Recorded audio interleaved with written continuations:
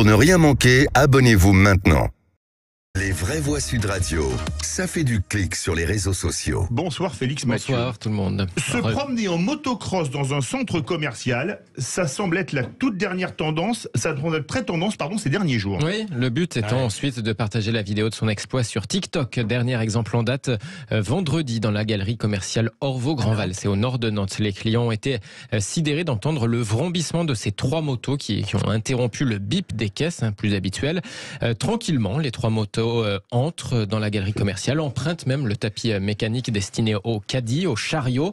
Et puis ces petites motos traversent la galerie avant de ressortir. Bon, il n'y a pas de son sur la vidéo publiée par l'un des pilotes, mais en tout cas, on a entendu un bruit énorme, a raconté à Ouest France une esthéticienne dans un bar à ongles. Ma cliente en a tremblé. Alors au-delà de la manucure ratée de cette cliente, eh bien, la séquence aurait pu mettre les clients en danger, réagit la police qui a saisi les images de vidéosurveillance en espérant pouvoir identifier les fauteurs de troubles. Ce genre de scène, en plus de ça, s'est déjà multiplié avant Nantes, à Bordeaux, à Échirolles, en Isère ou encore à Brest, avec forcément un phénomène de mimétisme qui inquiète, une sorte de surenchère, vu que chacun y va de sa petite séquence ensuite partagée sur les réseaux sociaux. Réaction, les voix. Philippe Vigère, c'est surréaliste ces vidéos. Absolument, je suis frappé de voir à la fois à quel point on ne réprime pas ce type d'agissement et comme la faiblesse de l'État et des forces de police ou judiciaires qui ne parviennent pas à l'éradiquer développe l'arrogance des transgresseurs.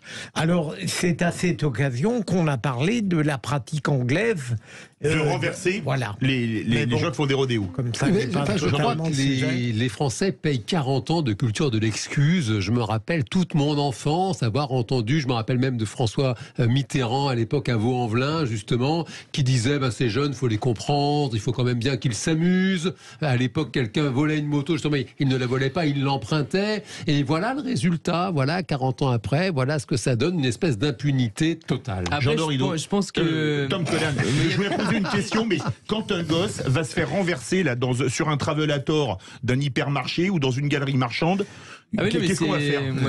Non mais c'est terrible effectivement. Moi je pense que c'est pas forcément la culture de l'excuse derrière, c'est aussi une espèce de folie qu'il y a sur les réseaux, effectivement notamment sur TikTok, mais pas seulement, pour avoir effectivement le contenu le plus original qui va ressortir dans l'algorithme. Il faut quand même comprendre que une grande partie des gens aujourd'hui dans les pays disons développés sont un nombre incalculable d'heures par jour sur les réseaux, et ceux qui créent, c'est une petite partie des utilisateurs seulement. Ils veulent absolument ressortir, et l'algorithme il change tout le temps. C'est très très très dur maintenant d'émerger sur des réseaux. Donc, tout est permis justement pour pouvoir y arriver et exploser.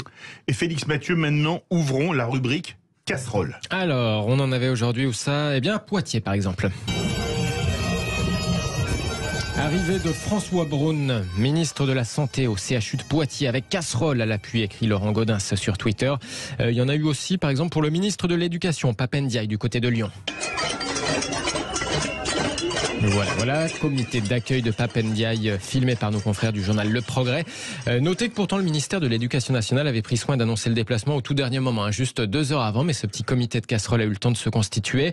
Des scènes similaires également près du Mans, à la prison de Coulennes pour Éric Dupond-Moretti, ou encore en Belgique, près du mini-sommet européen dans lequel se trouvait Emmanuel Macron. Quant aux intermittents du spectacle, ils promettent d'ores et déjà d'en faire autant ce soir lors des Molières à l'attention de la ministre de la Culture, Rima Abdul Malak. Qu'est-ce que vous en pensez, les vraies voix, ça va durer les concerts de casseroles ? Sûrement. Moi, j'avais été, alors que je ne raffole pas de la politique d'Emmanuel Macron, j'avais trouvé... Mais tu aimes les casseroles ? Non, mais sérieusement, Tom, j'avais trouvé très dangereux les contacts qu'il avait au cours de ses pérégrinations, mais j'ai été rassuré parce que tout de même, et son service d'ordre prend des précautions très sérieuses.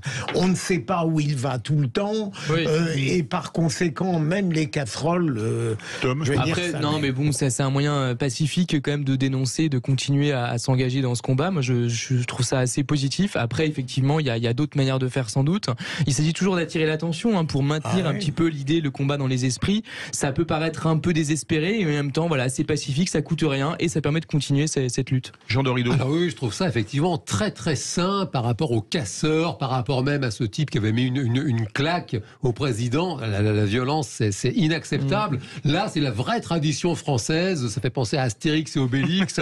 Voilà, du bruit, des casseroles, c'est pacifique, ça veut bien dire ce que ça veut dire. Totalement ridicule. Et ça rappelle que ça n'est pas fait que pour la cuisine, les casseroles et les chiens à bois, la caravane passe. J'imagine Philippe Guichard t'apprendre sur des casseroles. Je trouverais ça génial. Je prendrais une poêle. Rémi Brica, d'ailleurs, l'homme orchestre. Rémi Brica, absolument. On salue sa mémoire, il était bon. Merci beaucoup, Félix Mathieu.